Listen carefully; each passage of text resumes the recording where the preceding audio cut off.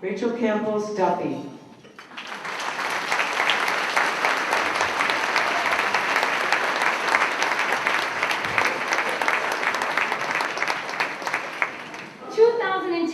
Is going to be a great year for conservatives.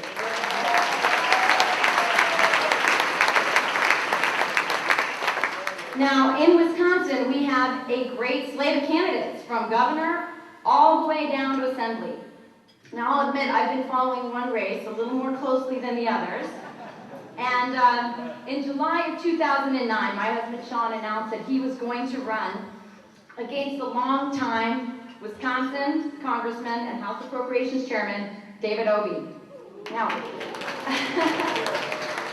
at that time, the press took to referring to this race as a clash between David and Goliath. But then, just 2 weeks ago, in early May, the old congressman and the brains behind the stimulus bill announced that he was going to retire.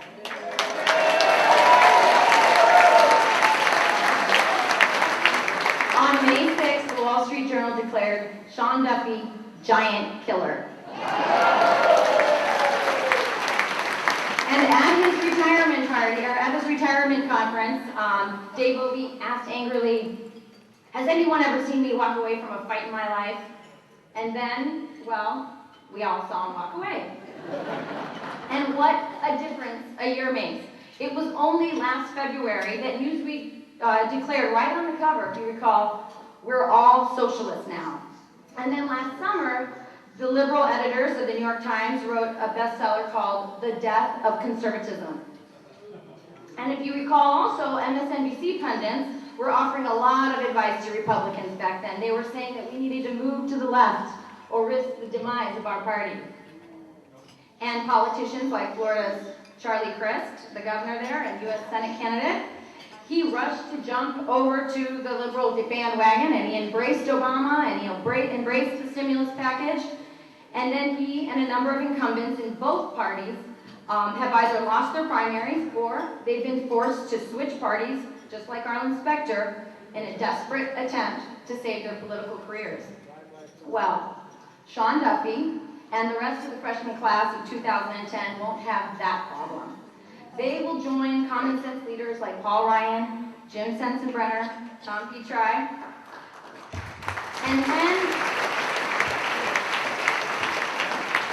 And when Republicans take over the House in 2010, on November 2nd, they will have conservative, Republican, Tea Partying women to thank for that.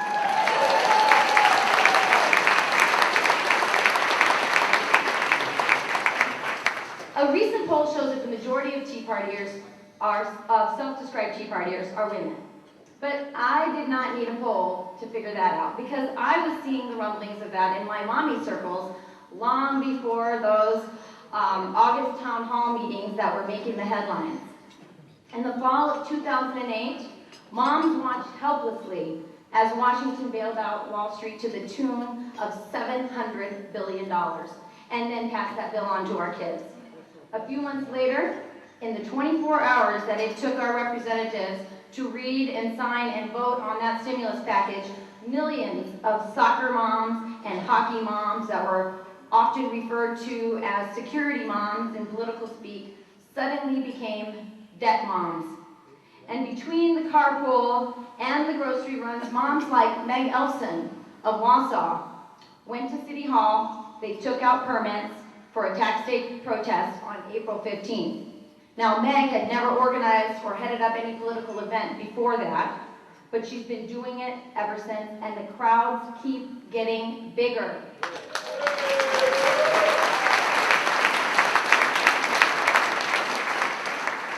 Meg has the attitude of Margaret Thatcher, who once said, "Any woman who understands the problems of running a home will be nearer to understanding the problems of running a country." And that is why the Tea Party movement is so diverse, despite what the media tells us. There are grandmothers, just like my mom in Arizona, who was once perfectly content to yell at Nancy Pelosi from the comfort of her living room, but who drove down to Walmart to purchase poster board and markers and made it to her first Tea Party protest in her town of Gilbert, Arizona. Now, in the 1960s, women like my mom were far too sensible and busy taking care of babies to join in the protests that defined their era. And yet, 40 years later, and 14 grandkids later, here she was, speaking truth to power, and sending us cell phone pictures of it. You know what they say, if mama ain't happy, ain't nobody happy, right? And America's mamas and grandmamas, they're not only not happy about the torrent of taxes that we're facing, they are even more upset about the spending bills being racked up in Washington and tied to the necks of our little ones. In 2020, our national debt will be 90% of GDP. Now, our little Maria Victoria, who's back there, she's only about a month old. That means that she entered this world with $40,000 of debt. Now, for a mom of 6, the prospect of coming up with college tuition is frightening enough. Maybe you've seen this statistic that really has upset Sandra Day O'Connor, and that is that only half of our states still require government and civics classes to be taught in the public schools. So what are we doing? Conservative women are loading up our minivans, we're putting the baby on the front deck, we're putting the toddlers in our wagons, and we are heading to tea parties and town halls and voting booths. We're giving our children the front row seat for the civics lessons they are not getting in school.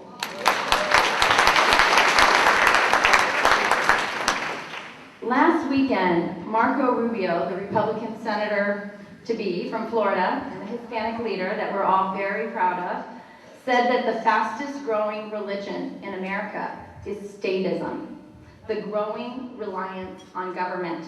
He said, quote, "Every time a problem emerges, increasingly the reaction in American society is, well, what can government do about it?" America became the greatest country because of its strong work ethic, because people didn't sit back and wait for the government to act. When people saw a problem, they did something about it themselves. Well, conservative women are doing the same thing. We're doing something about it ourselves. Instead of asking what the government can do, we know that the strongest institution in our society is not the Obama White House or their big government agenda. The strongest institution in America is the family.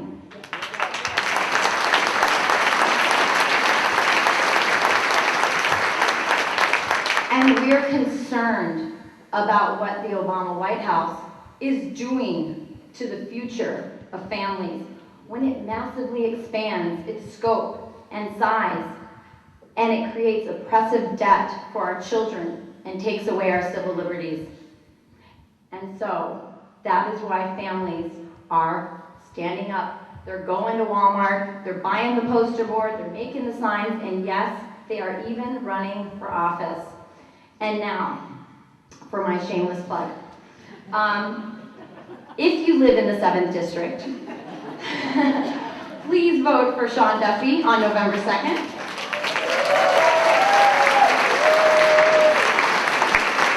And if you want to take a district that's been blue for 40 years and turn it bright, bright red, please sign up at Sean Duffy's table outside there and join our effort and help him to do that, because it is David and Goliath time, and not just for Sean, but for all of us. 2010 is going to be the year that conservative women end the insanity in Washington and make a better future for our children. Thank you, and God bless.